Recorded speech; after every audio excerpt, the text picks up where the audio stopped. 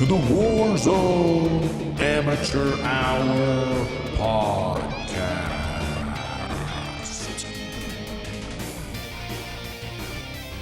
All right, welcome back to the Warzone Amateur Hour podcast, episode number 53. Only a week or so away from our 1-year anniversary, only a week or so away from the launch of Warzone the Pacific, and less than a week away from some big announcements which are going to be coming down the pipeline later on in this episode. So you be sure to stay tuned. Don't be one of those guys that listens for a little and logs off. That said, Tron here, had a hell of a week in the Warzone. But I want to turn to my co-host, the 10-Inch to hear from him. How was your week this past week in the game we call Warzone? Wow, really passionate intro. I love weeks when you bring it like that. Sounds like you must have had a great week, but my week was good. Yeah, exciting announcements coming up. We're going to tease them this podcast, teasing some special announcements, big steps for the podcast that we are going to tell you about later on. But the week was great. I've been sniping like a champion, probably the best I've ever been sniping. It feels fluid. I'm dialed in, playing good. I'm still getting destroyed a lot of the time, but I've been learning and growing, and I've been feeling good. How was your week in the Warzone? My week, during the week, pretty standard, some good, some bad. But then this holiday weekend, the Thanksgiving weekend hit. I had a little extra time, hopped in. I don't know if the player base is a little bit more saturated with bots right now, because like all these kiddies that normally don't play are now home with their little parents tooling around in the zone. But some sort of switch flipped. I had my OTS 9 and my EM2 dialed in, made some tweaks to the OTS 9, which I'll share, but those have been effective. I was on a tear this weekend. Some 10 kill games, some 6 kill games, probably got collectively during this holiday weekend and like 10 plus victories on Rebirth Island. Loving it. I just felt like dialed in playing the game. Wow, so you're full OTS, EM2, meta chasing sweat lord now. Meta chasing sweat boy over here is Tron. That's right, yeah. And in terms of the little tweaks with the OTS 9, so I'm running the instead of doing the GRU suppressor or the agency, I forget which one it is, I went to the standard suppressor to kind of up the ADS speed, because I don't need the extra damage range and bullet velocity. I enjoyed that. I also had been running previously the Tiger Team flashlight, which it gives you big movement speed, all that. Some people like the cracked out movement speed. For me, I like the ADS, because again, I'm usually the guy got to react, so I got that off and instead have switched to the very bottom option for the grip. It's like the GRU elastic wrap or something like that.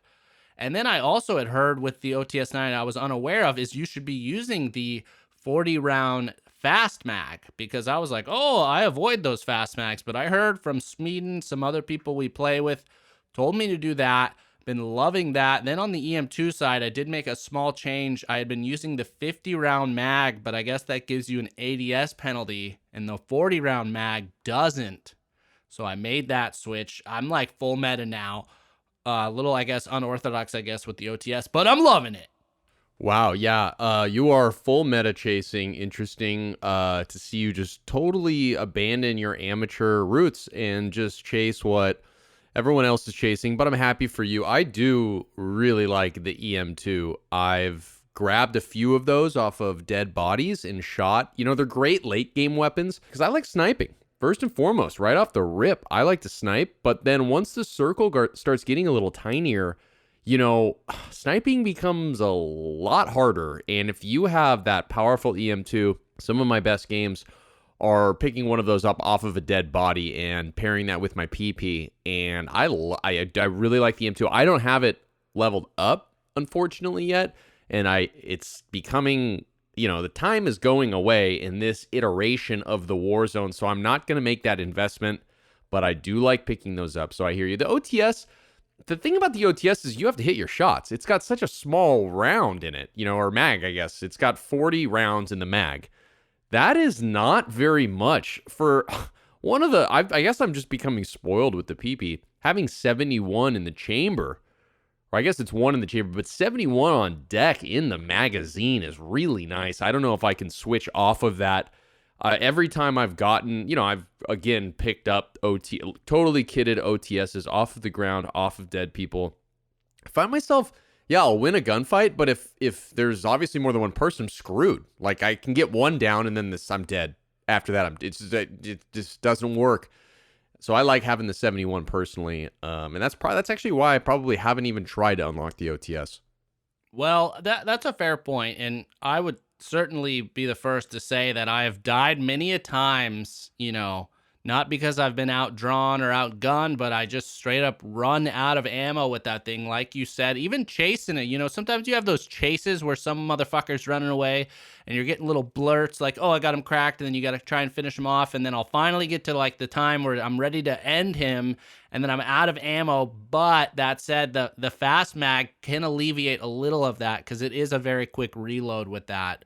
But back to the EM2, one thing I really want to drive home that's occurred to me is with that gun, you have to focus on like a headshot. If you can hit one, obviously 2 or more is great, but one headshot at least in there, and you will really feel the fucking power. So like line that initial shot up if you're doing it. Step back, consciously think about it, do that, and that will really unleash the power of the EM2. Yeah. Oh man, the headshot. If you get headshots on the EM2, it's out of control. If you hit even, I just feel like upper torso, you're gonna win that gunfight. Yeah, especially at closer range. But it's fun. Yeah, but speaking of leveling up guns and investing, it's a weird time, as you said, because Vanguard's right down the pipeline here. We know those are going to be stepping into the forefront, but I gotta believe, I don't know, the Black Ops guns will still be somewhat viable mixed in there. Maybe not. Maybe they'll be like like the Kar 98 has never gone away as like the ultimate meta marksman rifle. There's been the Swiss now to pair with it. So I'm wondering if they'll be kind of doing something like that with Vanguard. Like, oh, the EM2 will still be like a top tier viable AR, but for the other people that want something else, they'll obviously offer that. But if you're looking to level some stuff up right now, and again, as out of the date of this podcast, I don't know if it'll be live for only more than a few days, but that payload game mode, which we talked about months back when it first came out, it's not fun, it's pretty terrible, but it is pretty fantastic for leveling up guns. And I can say that firsthand. The interesting thing is, obviously, it's easy to get kills in it, but the other thing is your team's like achieving shit from the stupid, like, stop the payload, help the payload, that I find myself, my guns just starts leveling up on its own just by participating in that game. So highly would recommend that. It's out right now. I've been doing that. I've been trying to level up my Swiss pretty slowly. I feel like I got a good 4 or 5, maybe even 6 levels out of like a single full game of payload. And it was, so. Really? That's pretty high. That's pretty good. 6 levels is great. And if you're leveling up a sniper, it's more fun too, because you just kind of sit back and, pick people off that are running around that stupid cars. But that's the tip from Tron. Were you leveling up the Swiss? Yeah, leveling up the Swiss right now, seeing where I can get with it. Are you going to switch to that, or is that just kind of like a secondary, maybe possible, might end up using it situation? It's kind of like a situation. I'm in the game. I'm waiting for some buddies to hop on. I don't want to just sit in the menu. So what am I going to do? I'll level up my Swiss. I've kind of even been in the pregame, like, battles. I've been kind of even passively doing it there. It's just kind of like, I like to be leveling something, It's like, I don't want to work towards camos or shit. Let me just try and level up that Swiss. Maybe that thing's going to stick around and I'll pivot back to sniping at some point.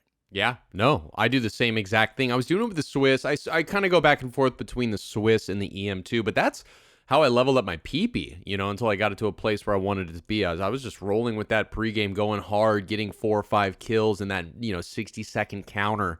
Just, and it adds up. It does. Exactly. That shit adds up. You're honing your skills, It's a win-win. But that said, not a ton of big news this week for this episode, but they're big news for the Warzone Amateur Hour, as we said, so stay tuned. It's coming. But there was kind of some threads that started to connect this week. I don't know if, I know Activision I'm sure the big brass, like they listen to it week in and week out, and all their, VPs do. They love the Warzone Amateur Hour, but Oh, hell yeah, of course.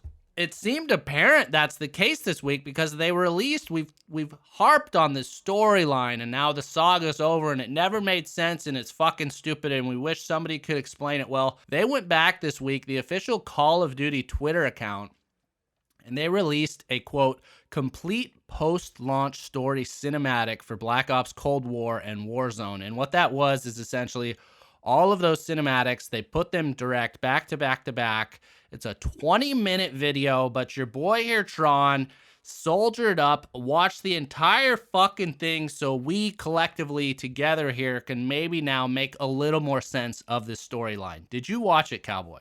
I did not know. I saw the time of it. It was a long video, and I've, in my mind, had been, thinking about how horrible the videos have been in the past, and it just seemed like a big commitment. As you know, I'm not a big commitment guy, so I didn't. But did you watch it? I'm hoping you did. I did. I watched every damn second of it, and I took copious notes, so let's just dive into it here. I'm going to lead you through it. Feel free to step in at any time if there's any illuminations or anything else, but some things I'm thinking back on, you had touched on, ended up being true, one of which is the whole saga between Adler and Stitch, that goes back to the 1960s, and I guess Stitch was in charge of Nova 6 production on Rebirth Island. This was like first revealed when they first introduced Rebirth Island as a game mode, as a map. But he was captured and tortured by Adler's CIA team. And during the torture, that's, as you had touched on in a previous episode, Adler is the one who fucking took Stitch's eye out. He like stabbed his eye out as part of this torture. Nice. An eye for an eye. But I guess he didn't lose an eye, so just an eye. That's a preemptive eye. A preemptive eye. So Stitch, on top of that, he loses his eyes. I guess they leave him there, whatever it is, and he's sent to the gulag by his general for like losing control of Rebirth. And then we flash forward to 1984, and Stitch lures Adler to a mall in fucking New Jersey, which not really sure where any of that came from. And Adler like knew it was a trap. Like that, his chick's even like, dude, this is an ambush, and he's like, yeah, I know. And so they show up, and of course, they immediately see that it's a fucking ambush, and Adler is captured, and it's like, that whole scene didn't make sense, because they brought like 5 people to a known ambush, and Adler's immediately captured. A mall in New Jersey. Wow. Yeah. Okay. That was the one, remember when they were teasing the new Verdansk 84 map, and they would have like posters around like Superstore, and one of them was advertising a mall? That's the mall. Yes. In New fucking Jersey. So anyways, Adler's captive, then Woods and his team are searching for him in Laos. And this is, I looked at the date, this is 4 months after he's captured. So it's like, dude, this fucking guy's been under control for quite a while. I don't know what they still need out of him. And then this random assassin working for Stitch finds like a calling card for someone named Naga in the jungle. That never played out, or I don't fucking know what that happened. But he calls Stitch and he says the party, Woods and the team searching for Adler have arrived, but it's all part of Stitch's plan because Adler's actually on his way to Verdansk. And then so Woods and his team realized that it was all a setup and a diversion, and Adler's being tortured somewhere else, which is Verdansk. And so Woods then goes on to explain that they hunted down every lead to find where Adler was, and they brutally like fucking tortured the shit out of a lot of people, and all their intel points to Adler being in Verdansk. So they embark on a rescue mission to Verdansk. Cool. I'm following along. Yeah, so really pretty basic shit here. Not that compelling. A lot of it doesn't really make sense when you dive into it. Like, why the diversion? Why not just take him straight to Verdansk? It's Soviet territory. Anyway, 6 months now after Adler's original capture, an operative for Stitch infiltrates a base, steals these tapes containing the numbers data, which I don't know why that data is in this fucking base. He then blows up the base. He references to some guy named like Travelich, who performed a successful test with like basically this technology of using these numbers to like take over a single person. And now Stitch is like, I'm going to be able to fucking do it on a massive scale. And it's like, so that's his master plan. This whole thing is getting this numbers data and using it to control people. But again, they don't explain any of it behind that. That's what the whole numbers thing, I don't understand. Like, there's just like a series of numbers and you can control people's minds when you read them. But it doesn't explain, like, why does it work on, guy X, but not guy Y? Like, anybody hears these numbers and they're just taken out, or do you got to, like, precondition them, or you inject them with something? I don't know. Yeah, I don't know. I don't know. But go on. It sounds like we're getting there. Yeah, we're getting there. So Woods and his team rescue Adler finally from Verdansk, basically without, like, any resistance from Stitch. He's like, yeah, it's part of my plan. I don't need him anymore 6 months fucking later. And he reveals, Stitch, that the American satellites are interfering with his numbers broadcast. So that was like when they had the whole satellites crashing into the Earth thing. That's because basically he said his Verdansk test subjects are in place, but we're not getting through the broadcast. So the operative who blew up that base with the numbers now says their person in South Africa is standing by. So he's like, okay, tell the fucking guy in South Africa to do his thing. Apparently there's a satellite station for America in South Africa for whatever fucking reason. So that guy, he's the guy with the badass mask. I actually like use his operator in the game. He fucking basically holds the, satellite station hostage, tells the little nerd guy with the gun to his head to crash all the satellites down to the globe so that the broadcast could go through. Uh-huh. And then we switch over to Adler, who's now back in action, but he's like crazy and different. And he's in fucking Algeria. And he goes to one of the crash sites of the satellite to like collect the data that was on the satellite. And he tells the people, oh, we're too late. It was destroyed on re-entry. Uh-huh. So then, over a voicemail, Stitch's associate notifies him that the satellites were successfully taken down and that Verdansk tests look like a go. Then, at a German satellite station or surveillance station, a new operative, the chick with the eye patch, she hacks into the computer system. She uses it to upload the numbers broadcast recording. I remember that. Yeah, okay. Woods and his team bust in. Just as the broadcast begins, half the men again in Woods' crew instantly become under control of the numbers. Woods doesn't. His other buddies don't. We don't fucking know why. Then back in Verdansk, Stitch confirms the broadcast is live, but Woods learns that Adler was lying about that data from the crash site being destroyed, and they suspect that he's like compromised mentally / psychologically. Okay, I'm following. So now we're pretty much at the end here. Adler wakes up under CIA control. He's been interrogated. They're trying to like unfuck his brain. They reveal he's been off grid since Algeria and Verdansk, and he doesn't know what he's been doing. He can't remember. But then we switch over to Verdansk, and we see Stitch and his team have discovered these bombs all over the underground areas across Verdansk, and then we basically realized that's what Adler's been doing. So Adler, I guess, went off grid, went to fucking Verdansk, planted all these bombs underground, don't know why. And then finally, in a frenzy, Adler's like, tell this, I did what the CIA wouldn't, and Verdansk needs to be destroyed. And then so finally, Mason, who's a classic character from Call of Duty Black Ops, comes in and tells Adler they're going to fix him. They inject him with some green liquid. Don't fucking know what that is or what it even does. And then he starts reading out the numbers while Adler just like starts going fucking ape shit. And then finally he like snaps out of it, wakes up, and Mason's like, hey, shake it off. It wasn't you. And says they're going to Verdansk to finish what Adler started. So they've unfucked Adler, but in this explanation have fucked my brain over because I am okay. So now Adler's good. Now Adler's back. So then finally, then that literally brings us to the final cutscene we saw, which we talked about a week or two ago, where Stitch is just at the gravestone. And, he basically gives up and is like, I've been successful. But it's like, really? What exactly have you fucking done here? Like, what really did he achieve? He got his broadcast, but what did that do? He didn't take the world over or nothing. You know what I mean? Yeah, I do know what you mean. So yeah, then he explains that Perseus isn't a person, it's an ideal, and there was a Perseus who came before him, and there'll be another to come after him. And he reveals the gravestone he's at is the Perseus who came before him, and then he starts talking about, which I didn't notice before, is he starts talking about all the sacrifices his Soviet people made during World War II.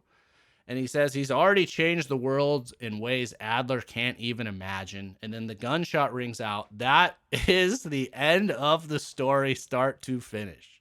And if I recall correctly, we're not on anyone when the gunshot rings out, so we can't confirm Adler has killed Stitch, which I'm imagining that he didn't. That's why they didn't show it. So the saga goes on. Thank you for describing that. I'm sure that wasn't easy to do and watch and take notes and regurgitate without, wanting to, just not do it. So thank you. And I'm glad that we did that. I feel like I'm in a better place now.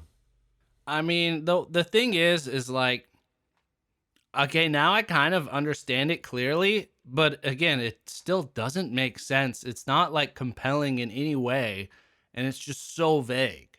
I just don't understand. They feel like they have to attach a storyline to the Warzone, like gameplay framing, right? Like I guess they have to, they have to, right? They can't just have a Warzone game that's just, it is what it is. Like they think there's value in this, even though it's dog shit, right? Well, yeah, the before Black Ops, even the original, first 6 seasons of Warzone, those had cinematics. I'm not going to go back and watch those, but I know they were all tied into the whole Modern Warfare crew, like Soap and Captain Price, and that would tie into like, the missile silos opened up. Remember on Verdansk for the first time? That was tied into the storyline. So like I understand why they do it. It can allow them to kind of change things and I guess give them a little bit like an explanation, but in this case, the explanation, when you really dive into it, doesn't explain anything. Well, let me ask you this, and not to stray too far off, but games like Halo, Battlefield, other games that you've played that are kind of in the same vein, did they have storylines that are as fucked as this? Do they have storylines? Well, they don't have battle royales. So, like Call of Duty campaign has its own storyline with a lot of these same characters. Halo, yes, absolutely. They have a campaign mode. It takes you through the whole saga of what the Halo rings are and who the Forerunners built them and shit. And then the Flood were this like organism that was going to take over the world. So it's different because those games don't have battle royales. So this whole cinematic is separate strictly to like go through the battle pass of the battle royale. Okay. So this is uncharted territory for all of them. This is just the first attempt, essentially, from any of them. Yeah, and I think they're the first battle royale though to do something like this. Like I don't think Fortnite does cutscenes and has like a whole storyline of their world and characters, which is, I guess it was kind of a ballsy thing for them to do. And I kind of applaud them for the effort, but fuck me, like the Call of Duty campaigns, they've had some good storylines, but that did not carry over to the Warzone storyline. Yeah. Let's stop talking about the storyline because it sucks and I'm already bored. I can't imagine how many listeners we've lost just like trying to describe this. It's making me sick. Well, now they understand. But speaking of Halo, speaking of Battlefield, our friend of the podcast, Scared of Clowns, had an interesting point that we haven't really touched on as we previewed those games before they were coming out. Like they're the big competition. Warzone's been running the space for now. Obviously, neither of those games have a battle royale, but it was still predicted like, oh, they're going to kill Call of Duty. Any thoughts on like if that's true or if you're feeling that in the community? Like, where are we now? Because all 3 of those games are available. They're open. They're going on at the same time. It sure seems from what I've heard, and again, I haven't played these things. It sure seems like Battlefield was a flop, right? I don't know any of our friends that are gamers that have now gone like and play Battlefield a lot. I just don't know anybody. So if that's any indication, it seems like Battlefield did not execute what it should have. In Halo, we've had some friends that have gone in and said Halo's really fun, but again, it's not a battle royale, right? Yeah, that's kind of where I'm at. I'm in a total agreement. I think Battlefield, they blew it. They lost. It's a huge flop, kind of like the last Battlefield before Battlefield 1. They didn't focus on the right things. A lot of the feedback I've heard is it's rushed, it's buggy. The gunplay seems like an afterthought in it. Like, it seems like you play that game to like fly around a map, and it's like, really, I don't know who your audience is for that. But yeah, I've heard this Halo Infinite. I heard it's a ton of fun. I've heard they really like knocked it out of the park, so to speak. I would say it's definitely bringing some heat, because a lot of the streamers that play Warzone, we talk about Dr. Disrespect, Z Laner, those guys, they're now playing they're now playing Halo Infinite almost like more regularly than Warzone, and they seem to be really enjoying it. So I'd say, like, from multiplayer standing only, that Halo's definitely like they're in the fight, landing blows. Like, could be a fucking knockout for Vanguard, although Vanguard seems to be going strong. I don't know about a knockout, but yeah, it's not. I mean, everybody is wait and see for Vanguard. At the end of the day, it comes down to, if Vanguard is awesome and they improve the game, it'll still reign supreme. It will. I think. Well, you mean, yeah, I'm talking though, like Vanguard multiplayer to Oh, yeah. Halo multiplayer. That boxing match. That's in the balance, cuz like I don't know really anyone that's streaming Vanguard I mean, I don't know anyone, I shouldn't say that, but a ton of the big streamers, I don't know who's streaming Vanguard very much. They're either going Halo now or Warzone. And yes, as you said, the big question is, how is the Pacific going to be? If the Pacific comes out and it totally revitalizes what Warzone did, then I think all these people that are playing Halo will ultimately get bored of it and flock back to Warzone the Pacific. But if Warzone the Pacific sucks, I don't know where we're going to be. Oh, I don't even want to go down that rabbit hole. Or yeah, if it's stale and it's the same shit, just like a different map. But yeah, I don't know. I hope not. I mean, this is the Warzone Amateur Hour podcast, damn it. I hope we get some good Warzone action here. So the question then, not the question, but the thing is to really think about is, like, what if Halo Infinite had done a Battle Royale component? And I mean, they still essentially could. Like, Warzone didn't come out for a year after, I think, Modern Warfare 19 or whatever. So I think that's a huge missed opportunity. I think, as you said, we don't want to think about that. We dodged the bullet here because Warzone, clearly the number one Battle Royale. I mean, I guess with Fortnite and Apex are the other ones, but Warzone's still the king boss, man. Yeah. I don't know. Halo, yeah. I guess, why wouldn't you do it? Is it like a competition thing? Because you're also competing with their multiplayer, so it doesn't make sense. Why wouldn't you do it? There's got to be an answer. I don't know why. Yeah, I don't know why either. I'm sure we'll get explanations down the line, but again, maybe they'll announce it and they're working on it now. We don't know. If anyone has any tips on that, any insights, share it with us. We'll provide an update next week. But another question that was kind of prompted from this Halo Infinite success is, Halo has had for a while, so I think way back since, the original or Halo 2 at the least, is this big team battle, they called it, which is like an 8v8 teams. And one thing that was brought to, a question for us to discuss is, what if Warzone the Pacific were to expand team sizes? Maybe get us 5 squad size, 5 or 6, or maybe 7 or 8. What do you think about that? I like it because, so much of the dynamic of this game in the quad situation is, 1 or 2 guys can wipe a quad. If they're good enough, they can go in there and wipe a team, and it sucks. And we've been on the losing end of that a lot. If it was like 6v6, that's like a proper rumble. You know what I mean? Like, if you're pushing a team 6v6, that is like a proper brawl. And I like that. I think games would be a hell of a lot longer because you'd always have one person, or not always, but it seems like you'd have somebody ready to go, doing a king or getting money to buy back. It would be longer games, because it would take longer to wipe a team. But I think it would be a fun exercise, no?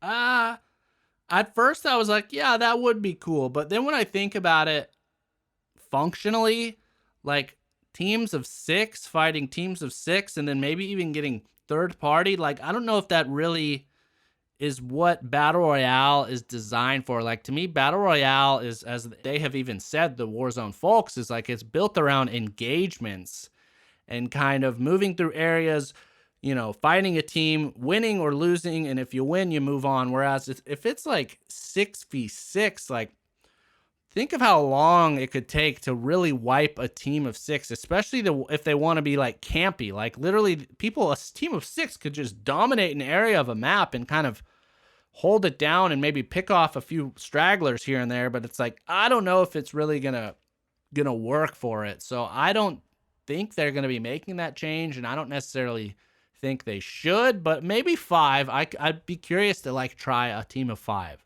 Yeah, I mean, I guess you're right. If it's 6v6 in a battle and then a team third parties that, you have 18 people going at it, that's pretty bonkers. Yeah, that's like more of a, multiplayer type experience there. But it was an interesting question. That said, getting now close to our big announcement, so stay tuned. But one thing that I did make, another change I made, maybe helped me have such fun over this holiday weekend, was I went through my perk slot 1 because I just felt like I've been using cold-blooded so I don't get the stupid, combat scout like pinged by the other team. But I was like, maybe I could make better use of that. What are some other options? I don't want to do double time. And I realized there's this quick fix perk in slot 1. And what that does is, as soon as you kill someone, your health regeneration, like the normal white bar, that immediately starts climbing back, filling up. So normally there's like a 3, 4, maybe even 5-second delay before that actually starts. Well, with this, especially if you're playing Rebirth, I don't think I'm ever going back. I think it's a huge plus, and I think those who play Rebirth, you should be trying the quick fix. Did you happen to try it? Yeah, I've actually been running quick fix for a really long time. So thank you for acknowledging my superiority.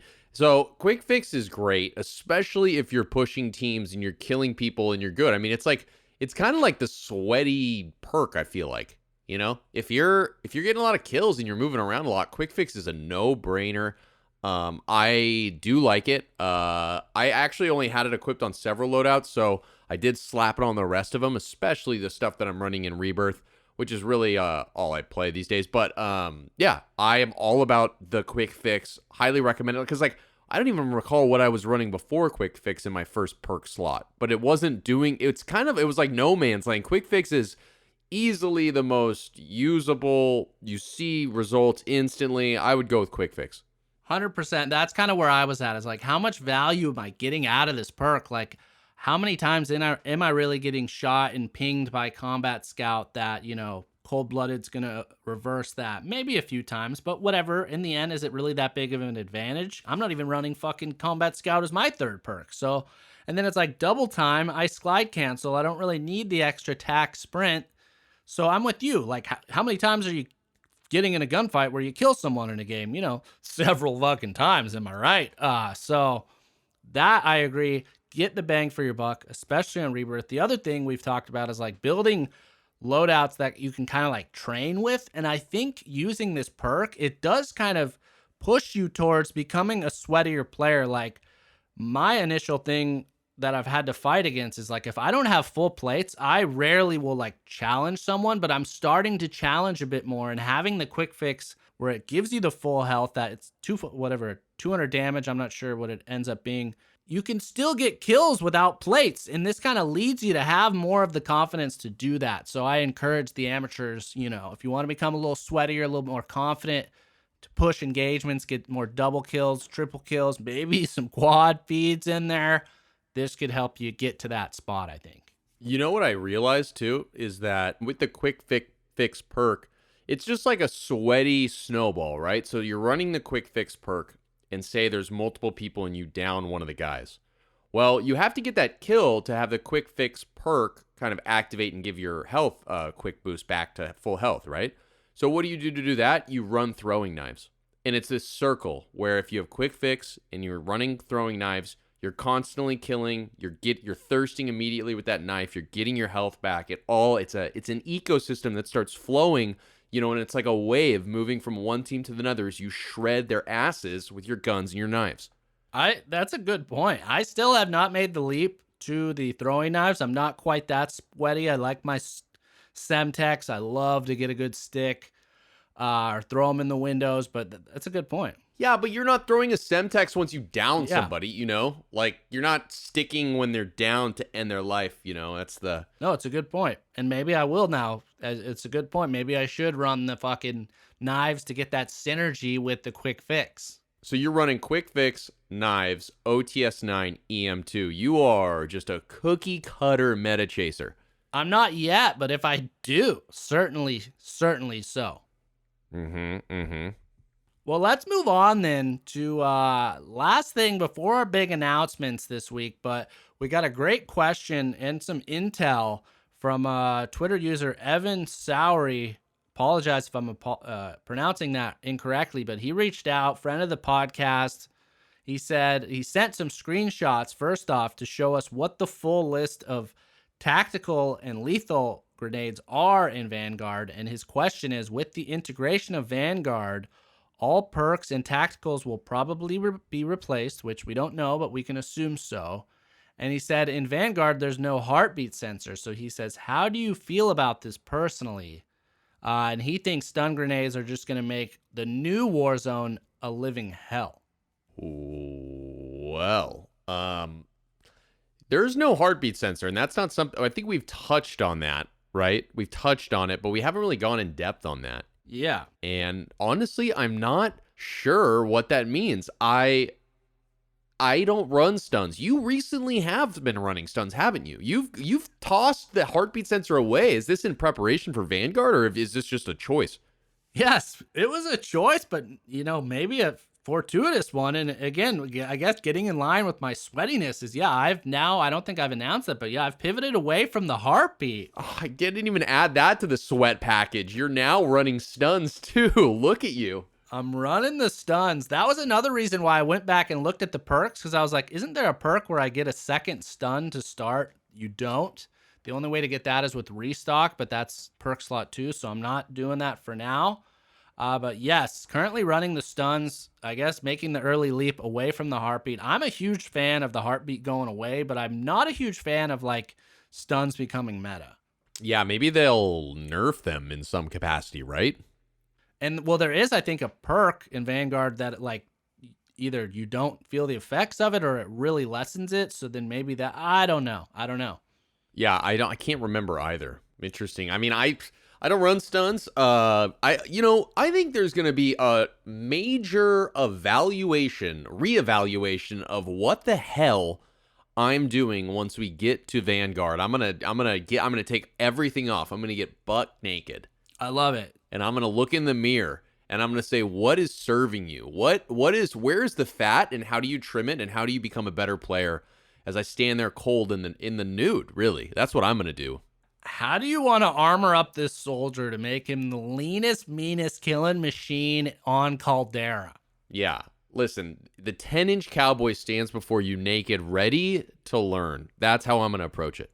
I'm excited to see that. I bet you are, baby. But I guess two-prong that I should have kind of teased up with this is, so the info is the current set of lethal equipment, I should say, in Vanguard currently is a frag grenade, a gammon bomb, which I think is like a Semtex, a Molotov cocktail, a demolition charge, which is like a C4, a thermite, and a throwing knife. And then for tactical is a smoke grenade, a stun grenade, a gas grenade, or stim shot.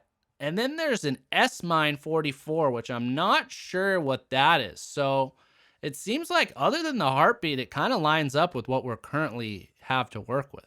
Yeah. Yeah, it seems pretty similar, except for that one of the bombs you talked about in the beginning, but I'm sure it's just a throwing bomb. But yeah, well, we will see. Hard to answer that question at the moment, but we will see.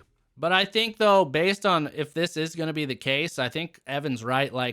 Why would you not run stuns? Why would you run anything else as your tactical equipment? Yeah, unless they nerf them. And he's right. Unless you nerf them, there's no... What else? Yeah, why? Unless you suck at throwing things. I guess. So that's a concern. Or you want the knife for the Knife is lethal though, big dog. So you can have knives and stuns. Oh, yeah. Oh, wow, that's so sweaty. Yeah, so I'm concerned now. My ears are perked up from this. I'm glad he brought it to our attention. Hopefully the old folks at Sledgehammer or whoever's doing this integration are aware of it too, and they're going to make it work. Hopefully. We'll see. But finally, not a tip, not an instruction, because we'll never tell you what to do, but if you've gone on Warzone and you've looked and you no longer have your beautiful WA clan tag, the regiment still exists. Again, it's called now a group, because as soon as Warzone shifts over to Caldera, it'll then be the clan system, and I think this will change. But for now, you can still display that glorious WAH next to your gamer tag, but what you have to do is you have to go into the barracks tab, and you have to manually re-enter it, and what you're going to want to do is a capital W, an asterisk, a capital A, an asterisk, and a capital H. So get out there, get that back. Let the fucking sweat lords know we didn't go anywhere. We've only gotten stronger. Yeah, add it, baby. Now you don't have to ask us. You can just add it yourself, Because I'm so good at responding to the friend requests and adding people. You can just do it yourself now, and that's great. All right. Well, speaking of growing and getting stronger, do you want to make now the first of our two big announcements coming up for the world of Warzone Amateur Hour? Yes. All right. So our first announcement came at a decision that the Tron and the Cowboy made. We've been doing this podcast for basically a year now. This is episode 53. We've done a year of podcasting, which we've been so stoked and happy to do, and we're going to continue to do it. But we've been getting reached out to quite a bit about how the people could support the podcast, which is something that we hadn't really ever addressed. There's so many people out there that have shown us so much love, and it's been so fantastic. And we just figured, with also costs coming up in the new year with all kinds of shit happening, I'm not going to get into the details of it because, frankly, it is what it is. We started a Patreon. So if you want to support the podcast, if you want to help us out with, obviously, like equipment, with just like honestly keeping the lights on, like we have to pay like website fees, publishing fees, like all the shit that we have to do, and it's all good. We're going to do it regardless. But if you do want to support us and you do want to help us out, it would mean the world. We started a Patreon. It's at like patreon.com/ I think it's Warzone Amateur Hour. You'll totally see it. If you look for it, it's kind of everywhere. But we just wanted to announce that. And if you do decide to support us, we obviously appreciate it. And again, I'm not big on commitments and doing a lot of things. We will be putting fresh, exclusive content on there. Maybe we haven't really decided on that, what it will be or how it will look or what it'll feel like. We're still going to obviously just do the podcast as we always do. But if you want to support us, we'll put it on there. Maybe we'll throw a couple of things up there. But yeah, that's the first big announcement. Any notes or words on that? Anything I missed around the Patreon? Absolutely. A few notes there. So yes, as the Cowboy said, we've had so many people already support us in other ways that we're incredibly grateful. Yeah, this is really just out there as an avenue. As it is explained on there, we have two tiers currently, like a $5 and a $20. The $20 is just kind of more of a help. Again, no guarantees. We'd love to, we plan to maybe set up some things where we make a little bit more time with our patron people to play with. But again, we can't guarantee anything. But it's gonna be, possible down the line. And the other thing is I want to give a shout out to our first patron who goes back a long way with this podcast, and that is good old Shitty Nick. Immediately heard about the Patreon, immediately subbed, so got to give him some love here, and we got love to all you who have supported us in any way since then and those who will in the future. Old Shitty Nick. Oh, man. Maybe I should come up with a new nickname for Shitty Nick. He was our first Patreon, and that means a lot, but thank you, Shitty Nick. Lord of Edgetown on Warzone. Go ahead and add him. Show him some love there, too. He hasn't been playing Warzone very much lately. I think he just is shitty and he got over it, but that's how we all are. So moving on. Let's move on then to, yes, our final big announcement, which not, I guess, a ton of an announcement. We've been teasing it for weeks, for I think months now. Finally happening, finally looked into it, got the details ironed out, and that is that our first ever Warzone Amateur Hour custom game is set for the coming Saturday after this release, which is Saturday, December 4th. We're looking at 2 p.m. Pacific time as our start time. But that said, the other details have yet to be confirmed in terms of should we do Rebirth or should we do Verdansk, and what team size should we go to? Cowboy, what are your thoughts? How are you leaning right now on that? I think it depends on how many people we can confirm on will be a part of this. I mean, Rebirth obviously is a much smaller lobby, but if we can get 150 people, we could do Verdansk, which I think we might be able to do. A lot of people have been stoked on this. Team sizes, I think quads would be best, right? Because you can play with new people and you guys can like meet, and it's like a whole like social thing where you can play with other amateurs, and I feel like quads would be great. We're definitely not going to do solos because that seems that seems lame, and I'm really bad at solos, so I don't want to do that because it'll be embarrassing because everyone's going to want to see how the Cowboy finished. If I don't get first, it's last, so I'd rather not do solos, and I can blame it on you if we're in the same quad. Yeah, I mean, I guess those are the only two things. I guess it depends on how many people we have. And a team size, I think we go big or go home. If it's Rebirth, I think we go quads. Maybe we do trios, but I think we do quads. I think. All right, so the team size and the map yet to be determined, might be an organic thing. Maybe do a little bit of both, playing around. Again, this is our first go.